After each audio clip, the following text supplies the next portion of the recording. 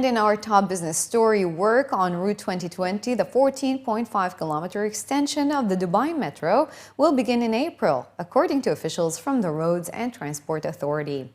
Shahreen Salam, the chief engineer of the RTA's Rail Operations Department, told government officials from the region and heads of infrastructure companies attending the MENA Rail and Metro Summit yesterday that the Route 2020 project work was likely to start in the second half of next year after a consortium was selected in January.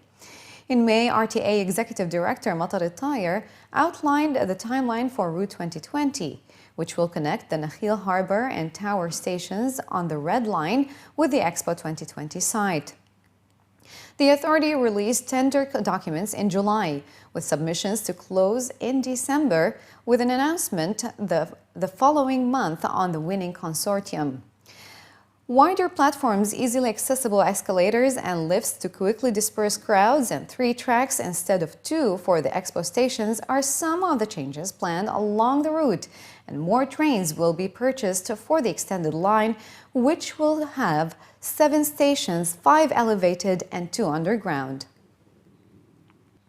Apartment prices in Dubai have fallen 11% in the past 12 months and will decline further because of tighter regulations, rising inflation, and a strong UAE currency. That's according to property industry consultants JLL. Rents have proved more resilient as higher sales transaction fees and tougher mortgage requirements have made it more difficult for residents to make outright purchases. However, rents fell 1% in the third quarter.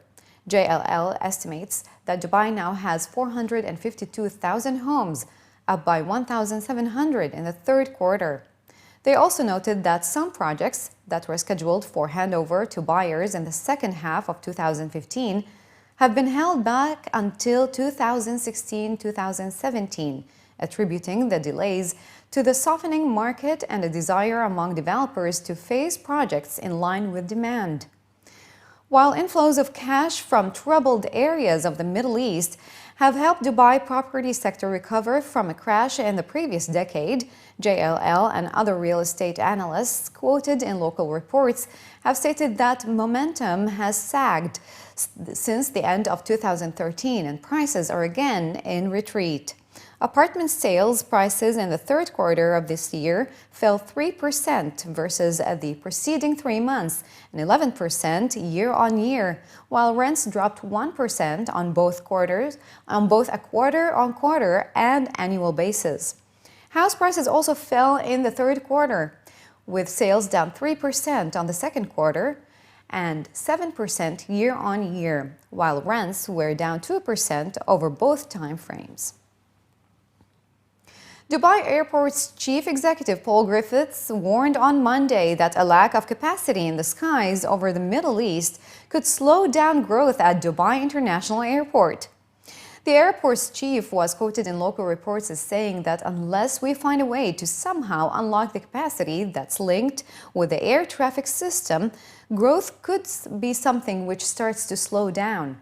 Dubai International, one of the fastest growing airports in the world, overtook London Heathrow in 2014 as the world's busiest airport for international passengers. But rapidly expanding home carriers, Emirates and Fly Dubai, mean airport slots are sparse, so capacity needs to be found elsewhere. Half of the Middle East airspace is reserved for military flights, despite commercial operators accounting for the majority of flights in the region. Dubai International expects to see close to 80 million passengers in this year, up from 70.47 million in 2014. The airport is currently putting the finishing touches on Concourse D, which will lift capacity to 90 million, but that will be the last new building that can be built at the airport. Dubai Gold and Commodities Exchange, DGCX, has seen a rise in trading volumes for Q3, as continued concerns over Chinese growth and expectations of an upcoming interest rate hike by the U.S. Federal Reserve have led risk-averse investors to hedge their risks and trade derivatives products. The exchange's trading volumes in Q3 grew 36% from Q2, trading over 4,100,000 contracts. The exchange also saw a year-on-year increase of 29%, trading just under 1.5 million contracts in September.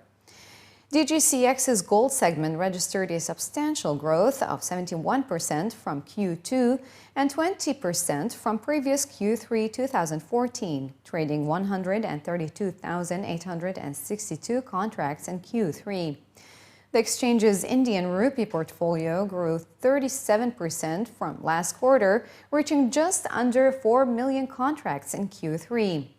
DGCX's hydrocarbon segment also recorded an impressive growth of 42% in Q3 compared to last quarter. Trading in DGX's G6 currency portfolio saw a significant jump in Q3, registering a 71% growth compared to Q3 2014.